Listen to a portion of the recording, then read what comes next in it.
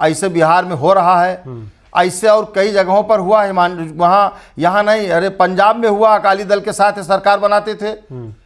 ये कभी पंजाब में हिंदुओं की संख्या ज़्यादा है, लेकिन भारतीय जनता पार्टी कभी सरकार नहीं बना पाई।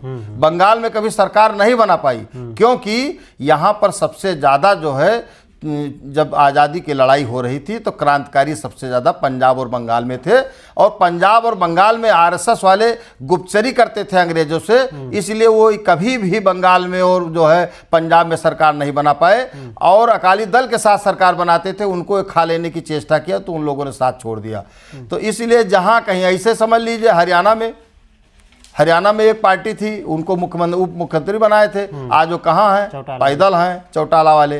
तो इसलिए जहाँ कहीं भी ये खा लेते हैं, ये बड़ी मछली है, छोटी मछली को खा लेते हैं। जो इनके नज़दीक जाएगा, जैसे शेर के नज़दीक जो जाएगा उसका शिकार करेंगे। इसलिए भारतीय जनता पार्टी छोटे छोटे दलों का शिकार करती रहती है। विधायक जी, आखिरी सवाल, आपने गौशाला की बात उठाई थी। पूरे अपने गोंडा जनपद में देखा जाए, क्या लगता है कि आप जब से गौशाला के लोग करके मुद्दा उठाए हैं, क्या सरकार इस पे या इनके जो जनप्रतिनिधि हैं या अधिकारी उस पर ध्यान दे रहे हैं, या स्थिति अभी वैसे बनी हुई है? गौशाला की बात लेकर के कम से कम 11 बार मैं ज्ञापन दे चुका हूं राष्ट्रपति को और राज्यपाल महोदया को, लेकिन अभी तक गौशाला का सुधार नहीं हुआ। गौशाला में रोज गौएं, अंधेरा होता है जब रात में, तब जेसीबी मंगा करके गौओं को गाड़ा जाता है।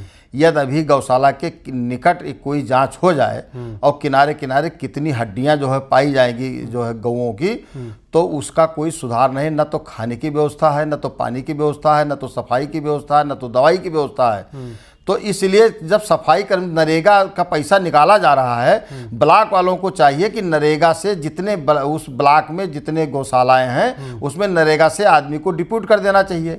2 आदमी वो सफाई करते, खाना के उनको खिलाते भी, भूसा चारे का इंतजाम होता। लेकिन ये चारा भूसा सब जो है घोटाला हो रहा है, सब जगह गौएं मर रही हैं, रोड पर रोज एक्सीडेंट हो रहा है। तो इसलिए जो है, और ये जब विपक्ष में रहते हैं तब गाय इनको वोट दिलाती है, और जब सत्ता पक्ष में आते हैं तो गाय इनको नोट दिलाती है। मेरा यह आरोप है कि इन लोगों ने जो है तमाम जो लोग हैं जो ब्रीफ बेचते हैं, उसका जो है बाहर विदेश में भेजते हैं, उससे 250 करोड़, अभी हम नहीं कह रहे हैं, शंकराचार्य जी कह रहे हैं, सारे लोग कह रहे हैं 250 करोड़ रुपया इन लोगों ने उनसे चंदा लिया, जो लोग गोमांस बेचते हैं विदेश में भेजते हैं। और आज भारत जो है दूसरे गोमांस विक्रेता में दूसरे नंबर पर है।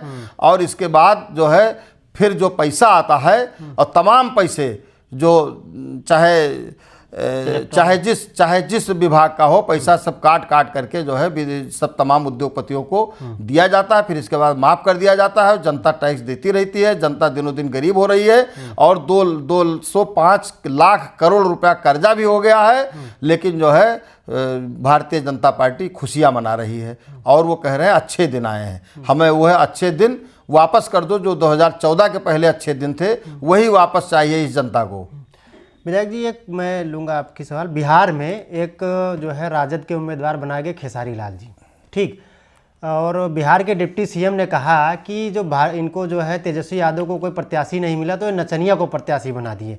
तो क्या लगता है, भाजपा में रवि किशन जी सांसद हैं, मनोज तिवारी जी सांसद हैं, ये भी उसी ग्रुप से निकल कर हैं, इस पर क्या कहेंगे? ऐसा है, ये जैसे सबको परिवारवाद कहते हैं, और इनके पूरे पार्टी में परिवारवाद है। मेरे पास 46 लोगों की लिस्ट है जो आज मंत्री हैं या मंत्री थे, उनके लड़के एमएलए हैं या किसी पद पर हैं। मैं जय शाह से लेकर के और पंकजा मुंडे तक, वहाँ जो महाराष्ट्र में है वहाँ तक, और बिहार में जो है चिराग पासवान तक, सब की 46 लोगों की लिस्ट है। ये जो कह रहे थे कि वंशवादी राजनीति करते हैं सपा वाले और कांग्रेस वाले, उसी तरह ये क्या कह रहे हैं? क्या आप पूछ रहे थे? मेरा सवाल ये था कि जो है वहाँ के जो डिप्टी सीएम थे बिहार के, उन्होंने खेसारी लाल यादव को जब है राजद की तरफ से प्रत्याशी बनाया गया तो उन्होंने ये कहा कि इनके पास कोई प्रत्याशी नहीं बना, नचनिया को जो है प्रत्याशी बना। ये मनोज तिवारी कौन है, कंगना रनौत कौन है, और हेमा मालिनी कौन है, रवि किशन कौन है, ये सब जितने ये अपना खाते हैं तो मीठा लगता है, दूसरे को बता रहे हैं तीता है, तो ये दूसरे पर आरोप लगाते हैं, अपना स्वयं वही काम करते हैं। ये बेशरम है, और बेशरम वालों का काम यही है, और यही आरोप लगाने का काम है उनका। ठीक है, बहुत बहुत धन्यवाद।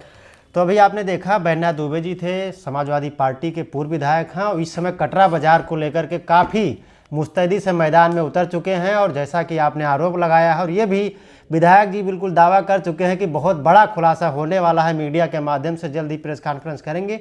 तो कहीं ना कहीं गोंडा जनपद खासकर कटरा बाजार की राजनीति में कुछ बड़ा भूचाल आने वाला है। आप लोग दिल थाम के बैठिए, बहुत जल्द हम आपको इसी चैनल के माध्यम से उपलब्ध कराएंगे। जय हिंद।